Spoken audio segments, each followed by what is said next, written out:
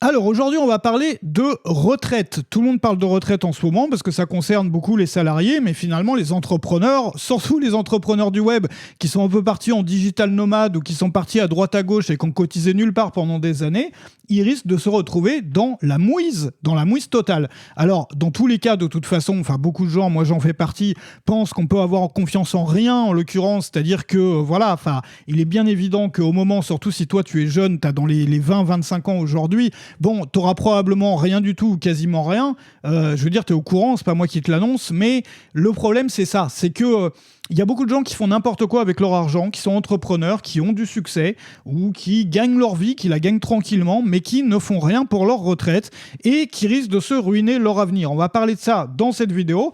Je voudrais te montrer, alors déjà, quelques chiffres. Bon, déjà, si t'as rien du tout, t'étais parti en digital nomade et tout, et tu veux revenir en France pour ta retraite, bon, ce qui est pas forcément super honnête, vu que t'as pas du tout cotisé en France, tu vas avoir le minimum vieillesse. Le minimum vieillesse, aujourd'hui, il est de 961 € par mois. Bon. Et au-delà de ça, rien ou pas grand-chose finalement. Donc on va voir aujourd'hui comment se constituer sa retraite par soi-même. Juste avant de passer dans le vif du sujet, on va calculer des choses et tout, j'ai déjà préparé la calculette et tout, tu vas voir. On va l'utiliser dans cette vidéo, donc je voudrais te proposer une leçon que je t'offre qui s'appelle choisir une thématique rentable. Moi, ça fait depuis 2004 que je travaille sur le web. J'aide des entrepreneurs du web tous les jours sur ma communauté qui est dans la description qui s'appelle Web Marketing Junkie. Je crée une leçon par jour, il y a des formations, il y a plein de choses. Et ça, c'est une leçon qui est tirée de ma communauté de Web Marketing Junkie que je t'offre gratuitement, à laquelle tu peux accéder sans payer dans la description pour apprendre à choisir une thématique rentable pour devenir créateur ou formateur avec les thématiques qui marchent aujourd'hui. Quand on veut se lancer comme formateur en ligne, comment survivre dans une thématique saturée. Ça, c'est indispensable pour faire ce métier en 2023 parce qu'il y a tellement de thématiques aujourd'hui qui sont complètement saturées. Et mes meilleurs conseils pour trouver un sujet qui vend. Donc, c'est dans la description, c'est une leçon complète qui, normalement, est réservée aux membres payants. N'hésite vraiment pas à regarder ça si ça peut être utile. Si tu es créateur aujourd'hui et que tu as l'impression que ta thématique commence à être saturée, ou bien si tu voudrais devenir créateur-formateur, mais que tu sais pas trop dans quoi te lancer, t'as pas envie de faire d'erreur, c'est quand même l'une des choses les plus importantes de choisir la bonne thématique, donc regarde ça, n'hésite pas à regarder ça. Alors, la première chose, c'est qu'on va faire quelques simulations.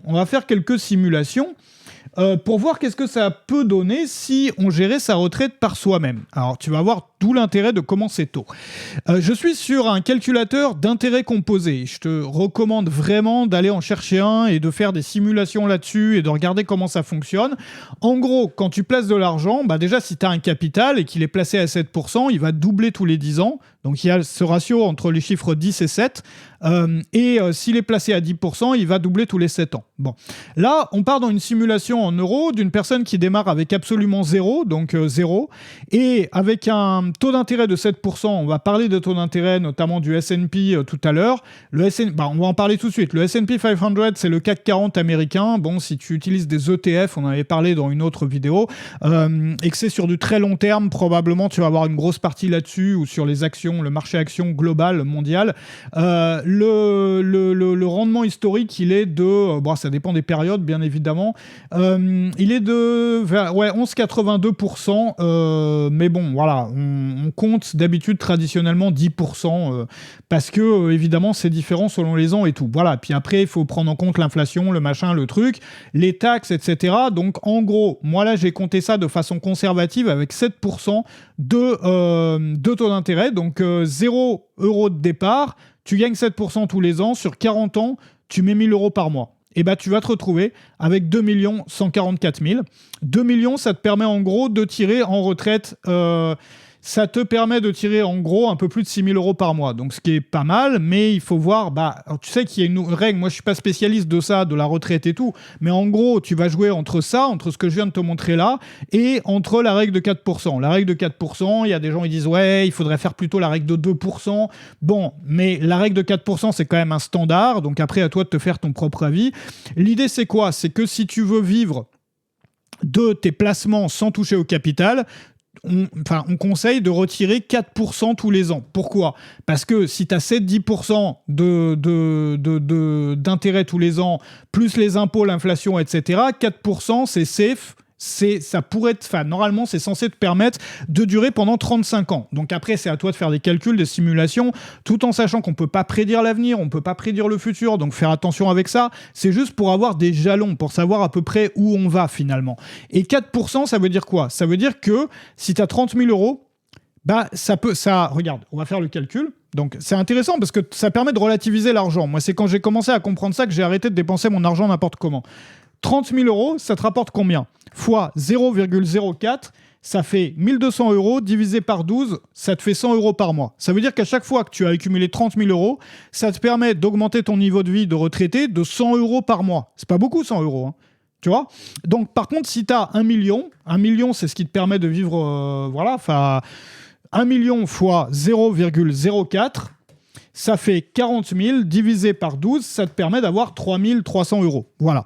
Donc, après, il faut voir, il y a plein de paramètres. Moi, j'ai pas envie de te dire, faut faire comme ça, faut pas faire comme ça. Je soutiens même pas forcément la règle de 4%. C'est même pas forcément la meilleure idée de mettre tout son argent dans le S&P 500. J'ai juste pris des exemples qui sont des exemples communs, si tu veux, pour te montrer à peu près combien il faut, disons, au minimum.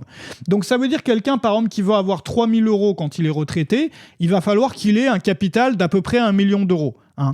De la même façon que on peut faire le calcul, je sais pas, si tu as 700 000 euros par exemple, ça veut dire que 700 000 euros fois 0,04, ça fait 28 000 divisé par 12, ça te fait 2 300 euros. Donc en gros, il faut au moins que tu aies 700 000 euros. Mais vu la magie des intérêts composés, ça te coûte beaucoup moins cher que... Enfin, c'est censé, sur le plan global, coûter beaucoup moins cher que de cotiser pour la retraite, puisque...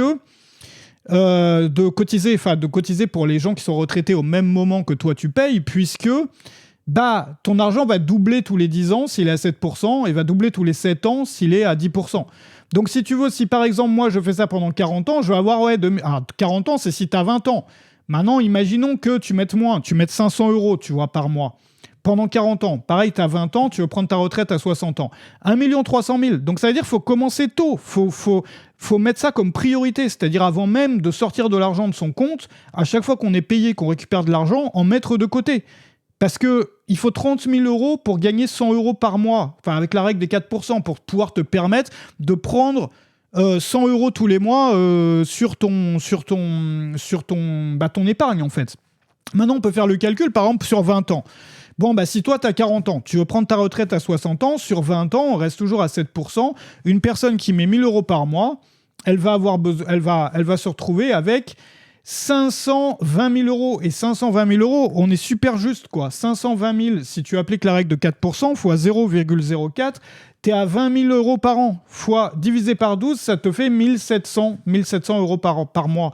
Ce qui n'est pas énorme, tu vois. Donc, pour ça que le rapport à l'argent, faire attention. 500 000 euros, tu peux t'acheter une Lamborghini avec ça. Une Lamborghini, ça doit, je sais pas, je sais qu'une Ferrari, bon, ça dépend du modèle, j'y connais rien, ça va coûter dans les 300-350 000. Donc, il y a des gens qui achètent des Ferrari qui se sentent riches quand ils ont 300 000 euros, qui se sentent riches quand ils ont 500 000 euros, mais quand tu as 500 000 euros, enfin, ça dépend quel est ton but, mais si t'es entrepreneur avec 500 000 euros, t'es pas riche. Parce que derrière, surtout si t'as été digital nomade, que t'as pas trop cotisé en France parce que t'as vécu, je sais pas où, dans des pays et tout, où t'étais digital nomade, t'étais en train de voyager ou quoi, 500 000 euros, t'es pas riche. Hein. 500 000 euros, enfin pas maintenant, mais 500 000 euros à l'âge de la retraite, t'auras 1 700 euros par mois.